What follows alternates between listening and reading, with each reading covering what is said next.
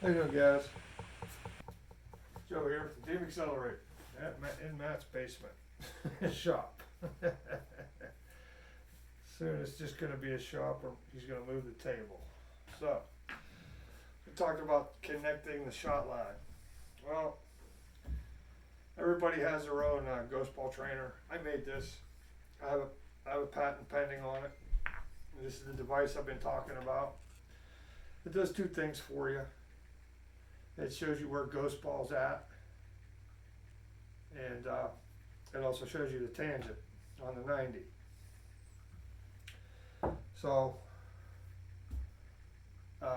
this is how you connect the shot line, guys. This is the ghost ball method, or you can use it for just making sure when you find your spot on the cue ball or your object ball, like say right here. So I would calculate this a little over a half ball hit. So I leave a quarter of the tip on the ball. So when I go through the center of the cue ball to my spot, my orange spot on this, it's exactly what I said it is. It's exactly what I said it is. And the cue ball will travel down the tangent toward the 8. The best thing about this one is, once you find your spot, pull it out. Now you have to remember how you are going to hit this ball from what the ghost ball position told you. How about that? And we're going to run into the 8 ball.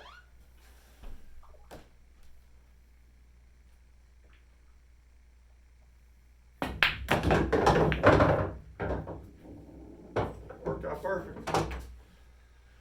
So I will be making these and selling these soon. As soon as I have one more detail to clear up with it.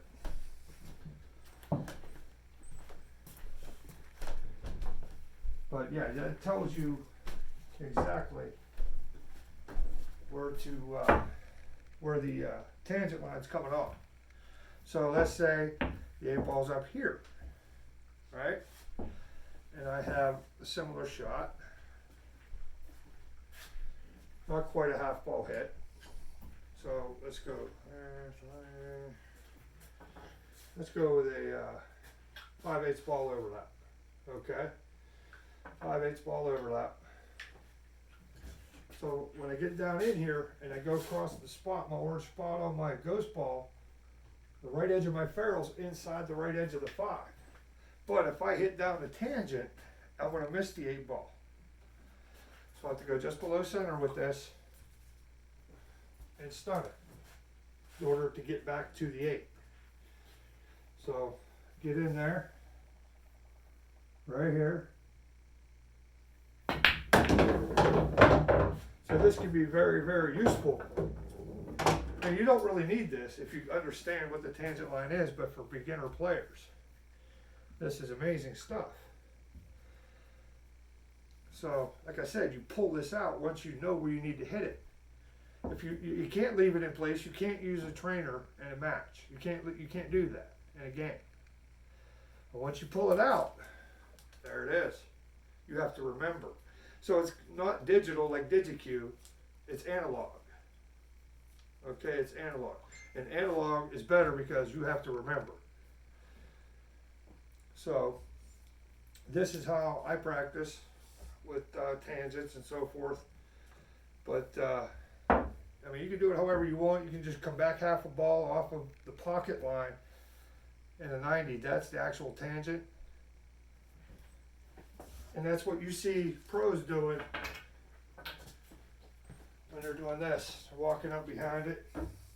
They're seeing where the cue ball's going. Are they going to run into that 8? If they're not going to run into the 8, he has to go just below. You have to go just below center on this one in order to touch the 8. So just like I did before, it's the same exact shot. Okay.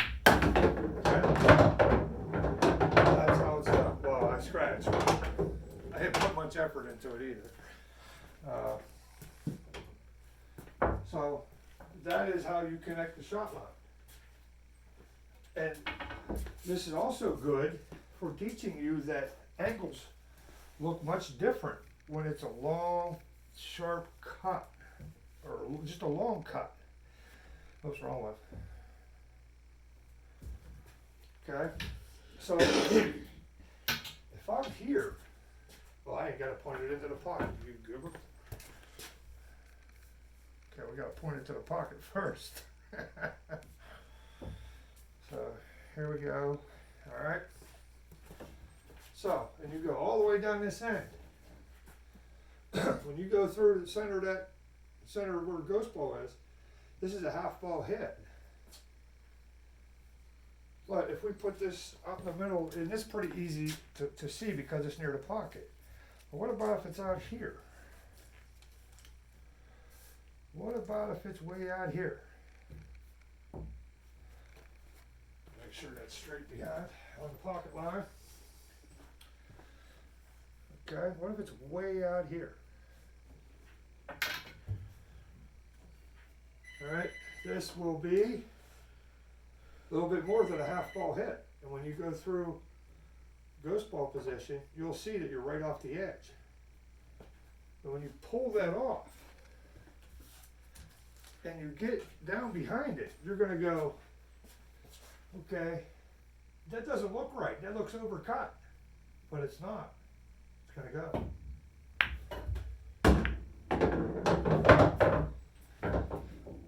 And that's why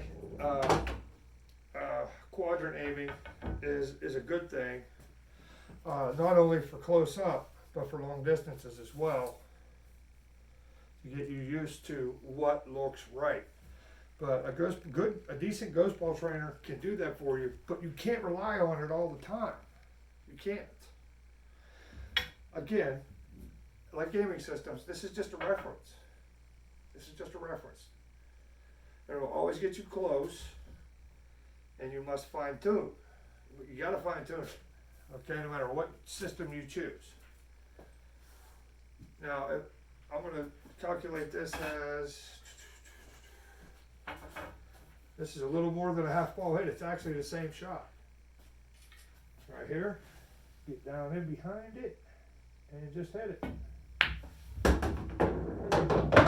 Just hit it. It's good stuff, guys. Like I said, I made this. It took me a while to come up with the idea. But like I said, I'll be selling these soon. Hopefully sooner than later. I got one more obstacle to overcome. So, oh, and it's good for, remember how I used to tell you to draw that 90 on the table? This is it right here. This is the 90 you need for the tangents. If you're cutting left, the tangent's going this way. If you're cutting right, the tangent is now going that way. It's a very good tool to help you, and it's there to help. It's not be all to end all to help you learn how to aim. That's not it. You still need some feel to it. Like tonight, it's humid. Okay, when it's humid, I like to aim thicker with a little bit more spin. So let me line this up for a half ball hit right there. So it's telling me right here that this is an exact half ball hit. But if the balls are skidding on me, I'll aim just a little thicker with some outside spin and hit it firm.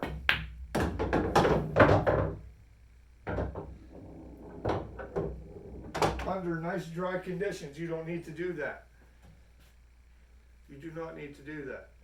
But when you live in a humid area like here in Florida, that's anywhere usually on the eastern seaboard. Until you get to like Arizona and so forth, New Mexico, it's going to be dry. You don't need to do that. So you can aim at the spot that you need to. But around here you can't do that. This is a 5/8 ball overlap, and I can prove it because I can take this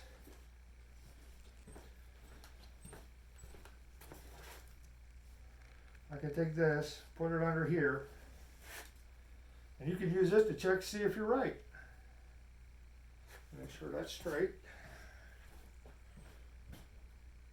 That's a little right there, okay? So there we go. If I aim through the center of the orange, through the center of the cue ball, guess where I'm at? 5/8 of ball overlap. I already knew that because of how I calculate my shot. I use numbers. A lot of people don't believe in that, but it works.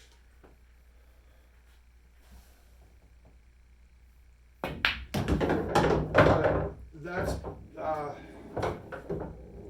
part of connecting the shot line to the pocket line. And the other way, you can use edge of the ferrule. Edge of the ferrule works great all the way up until you're just off the edge of the ball. Okay? Out in space, not so much. that's where this will come in. But when you get out in space, edge of the ferrule doesn't work so much. Now you got to put distance. You got to calculate the distance between the edge of the ball and the inside of your shaft, inside edge of your shaft. As this here would be, let's see here. Let's go there. All right. That's still not real steep. Let's go here. All right. 25. Yeah, that's good. That's 17. About 19. That's good. So if I was to put my ghost ball trainer down there, I'm here. This is about 9/16 of an inch between the ferrule and the edge of the ball. So that's where I line up. I don't care about scratches, guys. Right here. Right there. Go through it. And I skidded that ball, see? I didn't put any spin on that. That ball went dead straight ahead. One more time. Now I'm going to put some outside spin on it.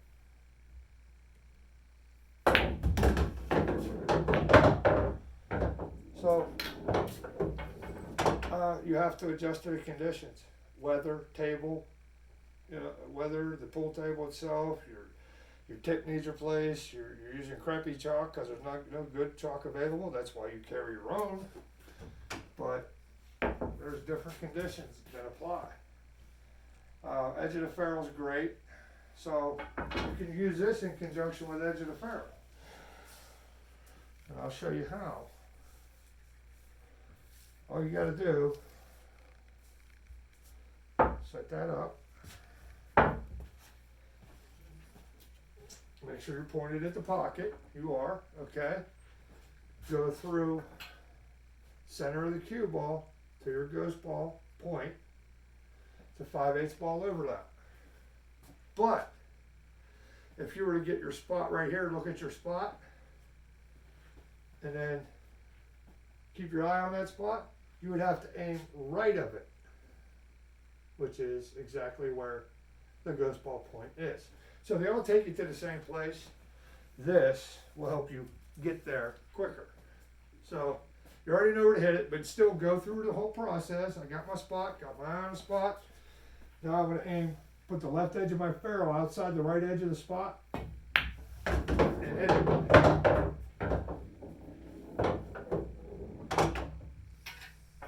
Okay, you can use this to reinforce whatever it is you're doing.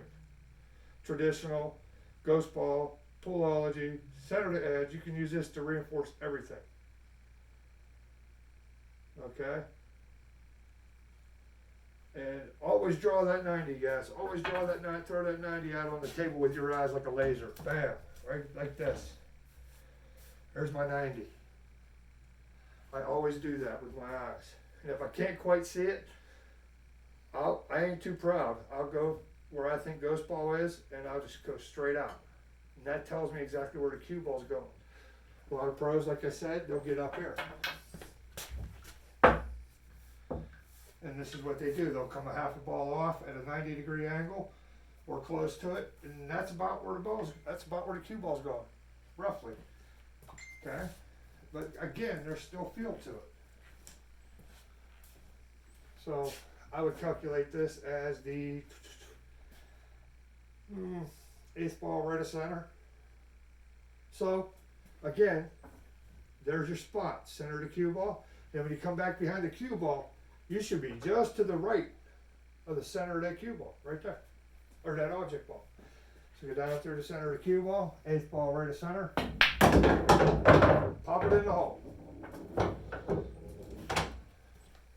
Hopefully I have these out soon, guys.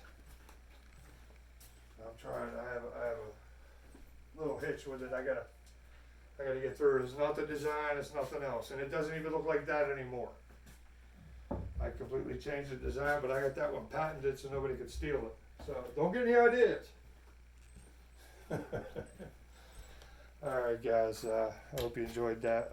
Again, you can use ghost ball to reinforce anything. Okay. But it is a training tool. Okay.